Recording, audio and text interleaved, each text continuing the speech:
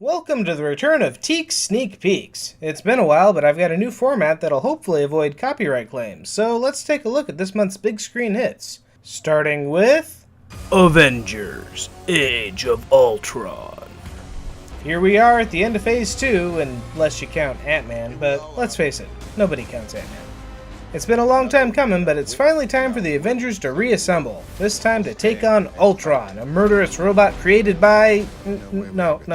Sorry, Ant-Man, it's not you. Anyway, if you're watching this channel, you know what this movie's about, and you know it's gonna be awesome. So, assuming you're not already on the way out the door, let's take a look at Maggie. Arnold Schwarzenegger in a zombie movie? Oh yeah, time for wait a second.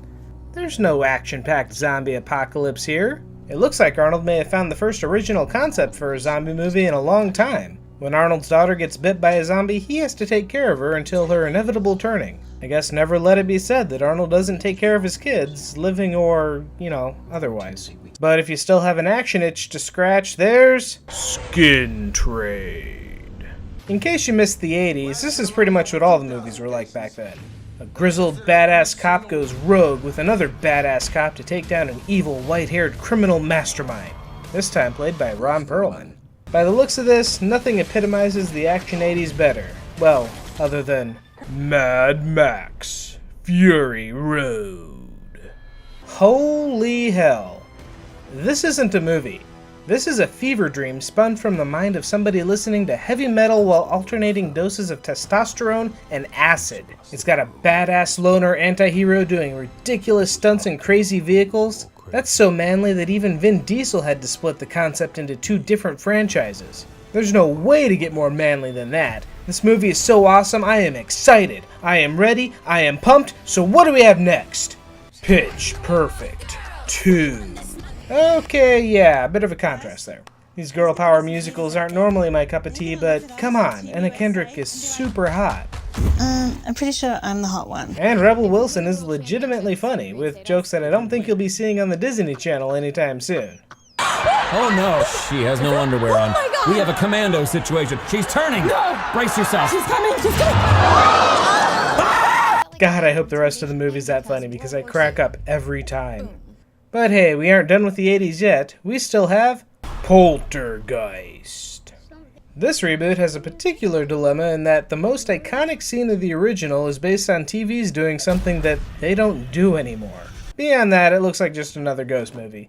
Nothing really to see here unless you're afraid of clown puppets, which I assume most people are, so yeah, I guess it's got that going for it. Anyway, I think we're done mining the 80s this month, so let's move on to Tomorrowland. Okay, so we have a Disney movie where a misunderstood teen befriends an eccentric loner George Clooney. They probably open up to each other and learn valuable life lessons and Jesus! Come on!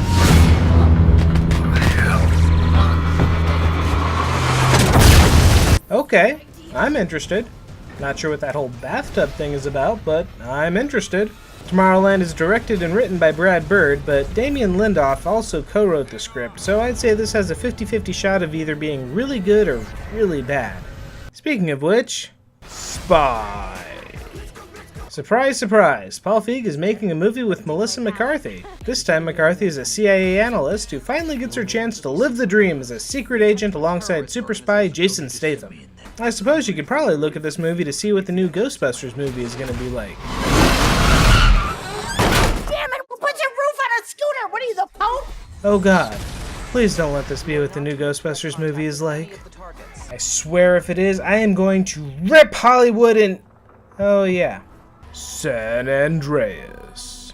It's been a while since somebody's made a disaster porn movie. I mean, unless you count Sharknado. No sharks this time. Instead, The Rock is a helicopter pilot dealing with the destruction of California when the big one hits. Of course, it wouldn't be much of a movie if The Rock spent the whole thing flying above the city in relative safety, so he applies his helicopter skills to other things, like driving in an earthquake or sailing up a tidal wave. I think there's something about saving his daughter because, well, it's a disaster movie and that's always the case. Which brings us to our last movie of the month, Insidious, Chapter 3. Were you dying to learn the horrific origins of the Insidious movies? No, me either. But here we are, so I guess if you're really hard up for a horror movie and the clown dolls of Poltergeist don't do it for you, there's this. So which movie, besides Avengers, are you planning on checking out this month? Let me know in the comments below. Be sure to like and subscribe, share this video with your friends, and have a great May!